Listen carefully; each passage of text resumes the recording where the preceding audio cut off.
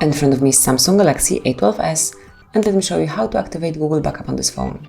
So first of all, you need to reach Settings, then find and select Accounts and Backup right here, and click on Backup Data under Google Drive. And if you would like to activate backup to Google Drive, which will include app and data, call history, contacts, device settings, including Wi-Fi passwords and permissions, and also messages. So if you would like to activate it, just make sure that this indicator is active. And that's it. And as you can see, my account has been added automatically because I've been logged in with my Google account.